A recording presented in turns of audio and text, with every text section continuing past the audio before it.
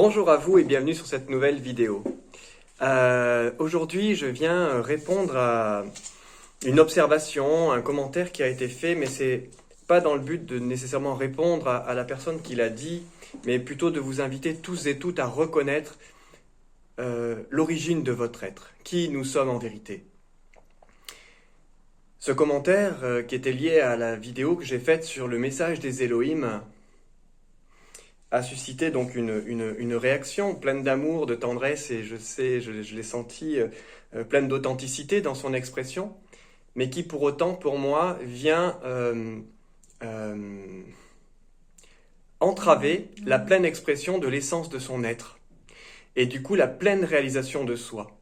Aussi, après avoir la lecture de ce commentaire, j'avais partagé des informations, mais pas que moi j'ai rédigé, mais plutôt que je suis juste allé chercher pour permettre un éclairage plus général qui ne vienne pas de l'intermédiaire de Jérôme, mais d'autres êtres qui partagent sur ce terme de Elohim. Elohim est un terme qui signifie dans sa définition Dieu, mais au pluriel, les dieux.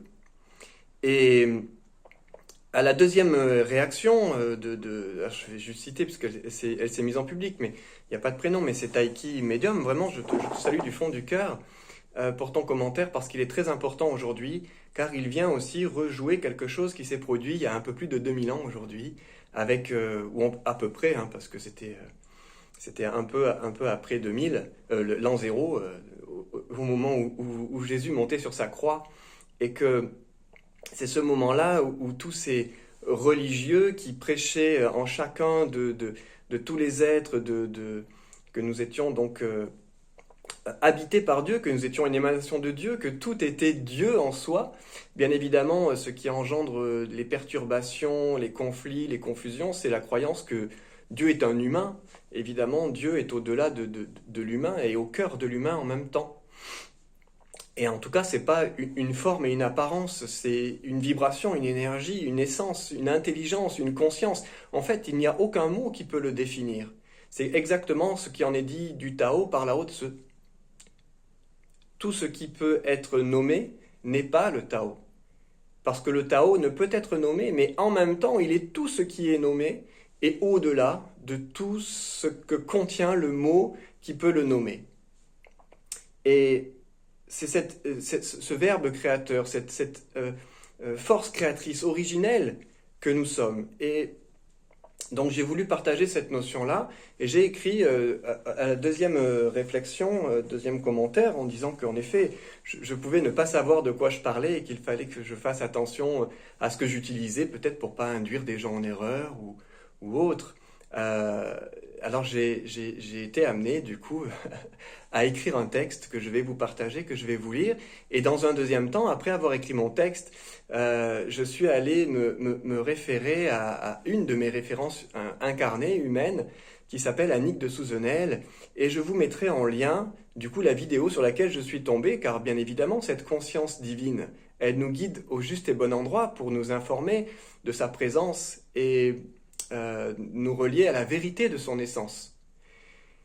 Et du coup, je souhaite surtout que cette vidéo, elle puisse vous permettre, vous qui êtes ici à regarder mes vidéos, ce que je peux partager au travers de celle-ci, en tout cas, dans la mesure où vous êtes là sur un chemin potentiellement de flammes jumelles, mais d'une manière générale, d'être en éveil spirituel, c'est-à-dire à la reconnaissance de son origine éternelle.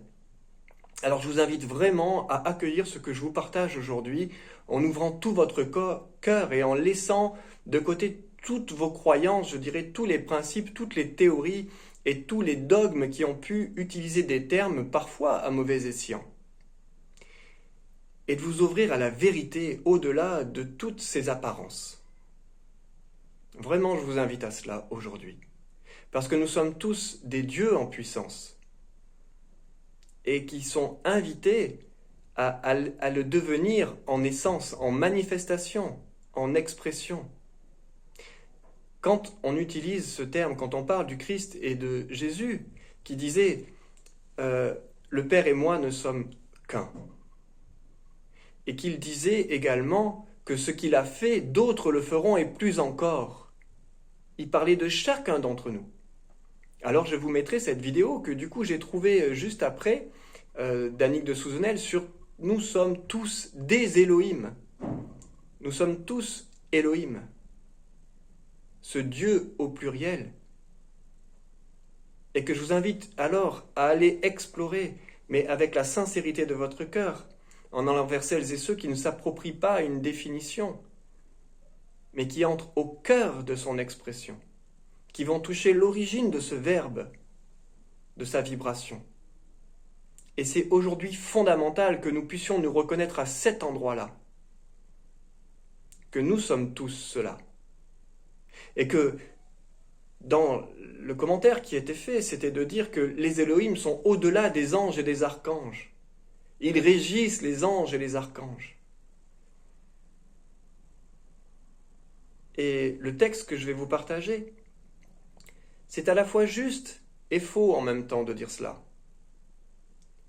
Parce qu'il n'y a pas de séparation. Le mental sépare, a besoin de repères pour s'identifier. Et il crée ce qu'on pourrait appeler cette illusion de cette manifestation qui pense que les choses sont séparées, mais qu'elles sont juste une forme différente qui permet de vivre une expérience dans cette incarnation dans la matière. Et sur différents plans de subtilité. Alors je vous lis maintenant mon texte. Et je commence par cette phrase. Il ne s'agit pas de se prendre pour Dieu, mais de laisser être Dieu, Dieu être nous. C'est pas mon petit ego humain qui va se prendre pour le grand divin. C'est mon ego humain qui peut s'abandonner au grand divin qui joue cette expression. C'est à cet endroit-là qu'on est dans l'unité. Alors tous des Elohim. Et je viendrai parler après des corps de lettres. Ma très chère amie, sœur de cœur, à tous et toutes qui pourraient regarder d'ailleurs cette vidéo aujourd'hui, frères et sœurs de lumière que nous sommes. J'entends que l'usage de ce terme puisse ici vous déranger, évidemment. Avant de pouvoir utiliser le mot Dieu, il a fallu que je me réaccorde avec son essence originelle et que je le détache de toute considération religieuse dogmatique. Ainsi, bien que cela puisse vous déranger, le jour où vous réaliserez que Dieu est vous, et EST, et ET, que vous êtes lui, cette question ne se posera plus. Le jour où chacun d'entre nous réalise que nous sommes Dieu et que Dieu est nous, il n'y a plus ce genre de question. De qui venait ce message? C'est pas important vraiment de savoir, mais plutôt qu'est-ce qu'il porte comme vibration ce message? Est-ce que vous avez le sentiment qu'il vient des plus grandes hauteurs célestes, qui passe à travers les différents filtres des stratosphères, de l'atmosphère, de notre Terre, au travers des filtres de nos différents corps? Nous sommes une Terre incarnée. Nous sommes une Terre, nous-mêmes, avec nos différentes couches, épaisseurs, je pourrais dire, subtiles. Ce sont nos différents corps subtils, à l'image de la Terre qui a ses propres corps subtils, qui se relie jusqu'au Soleil et qui évite à cette Terre de brûler, mais qui lui permet de maintenir un certain climat favorisant l'expression de la vie. Et comme notre atmosphère, plus il est pollué, plus les rayons, la pureté des rayons sont entravés, plus votre corps, votre conscience, donc vos différents corps émotionnels, énergétiques, spirituels, etc., mentaux, sont purs, plus le message de cette origine, de cette source, de cette lumière est pur. Notre ignorance pense que nous ne sommes qu'un corps physique la plupart du temps. Mais nous ne sommes pas que ce corps physique, nous sommes le corps originel également. Nous ne sommes pas séparés. Alors je continue mon texte. Peut-on, non, de l'unique et du multiple ne faisant qu'un? Je reprends ma phrase.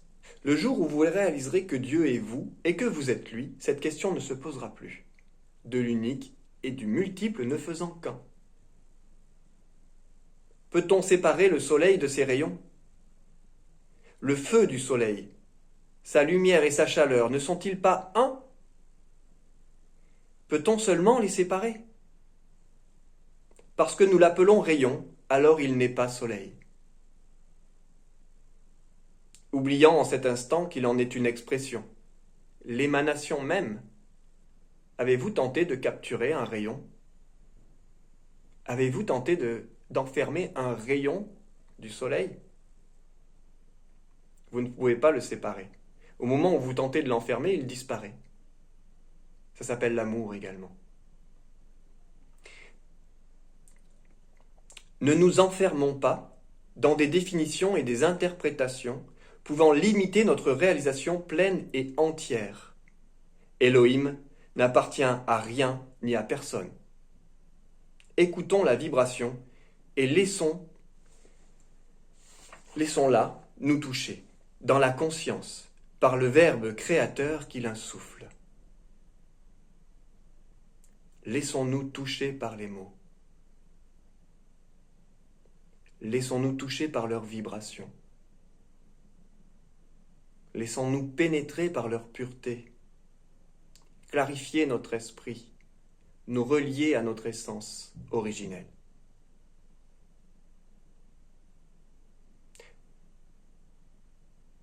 La part du rayon, la plus proche du soleil, n'est-il pas la même que sa part la plus éloignée? L'extrémité la plus éloignée du soleil, par son rayon, n'est-elle pas tout autant ce même rayon? A-t-elle moins de valeur? Alors oui, il est une distance nécessaire entre nos corps physiques et le soleil pour n'être point brûlé, désintégré par lui.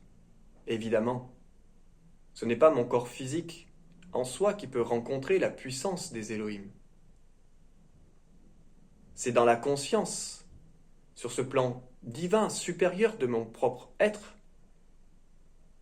qui se reconnaît, qui se reconnecte, que l'Elohim, les Elohim, ces autres êtres que nous sommes, cette conscience, connaissance, peut nous toucher, puisque nous le sommes. Mais la conscience qui habite ce corps est, lui, inéluctablement en lui et de lui. La conscience qui habite ce corps est lui, inéluctablement en lui et de lui, en chaque instant de toute éternité. Qu'est-ce qui n'est pas lui? Alors oui, ce corps aussi est bien lui. Ainsi, voici mon invitation. Plus encore que ce que ce n'est déjà réalisé pour vous. Élevez-vous dans la conscience de votre être originel, et ceci deviendra une évidence, pas une théorie, pas une croyance, pas une interprétation, mais une réalité expérientielle. Sans prétention, mais non sans humilité. On ne peut réaliser cela que dans l'humilité. Ce n'est ni orgueil, ni vanité. Car ici, l'humilité est l'une des principales clés.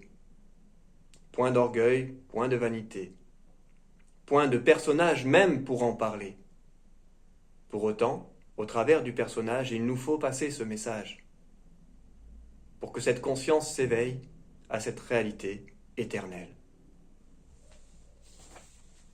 Ainsi, Elohim, comme Eloa, c'est aussi toi, car tu es cela, Sat, Chit, Ananda, de toutes les traditions, pur, sincère et authentique.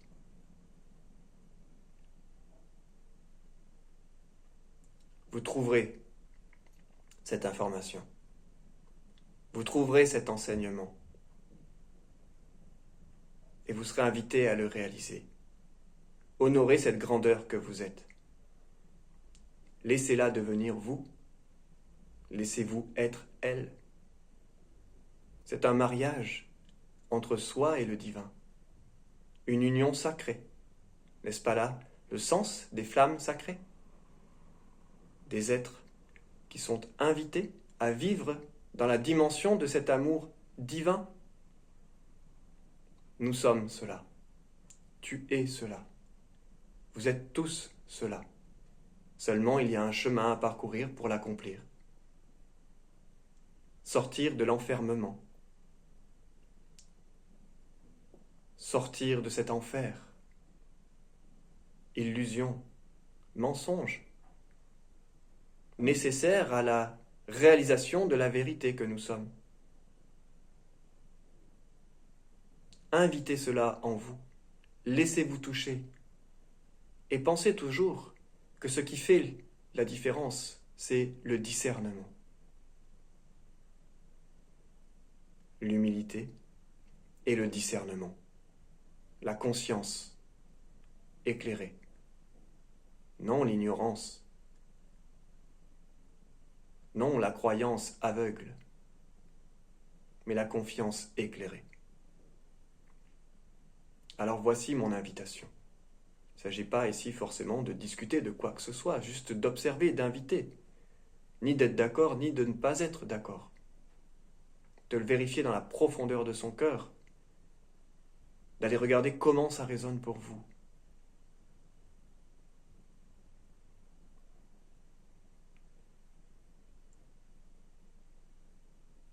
Vous êtes déjà ce soleil, en puissance, qui est appelé à se réaliser au travers de votre expérience, de l'inaccompli vers l'accompli, de l'accompli vers l'inaccompli. Alors je vous invite à regarder également cette grande dame, Annick de Souzenel, qui vient ici nous parler de Jésus, qui lui-même disait que nous sommes tous Elohim. À très bientôt pour une prochaine vidéo. Merci pour votre présence.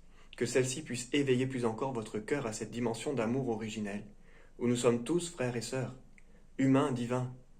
Cela est la symbolique, la signification du terme héros. Un humain divin. Nous sommes tous des dieux qui sont venus s'incarner sur terre pour réaliser la lumière originelle au travers de cette expérience. C'est ce que je vous souhaite pour le meilleur, de manifester tout cet amour que vous êtes, au travers d'un esprit en paix et d'un cœur en joie. À très bientôt pour une prochaine vidéo.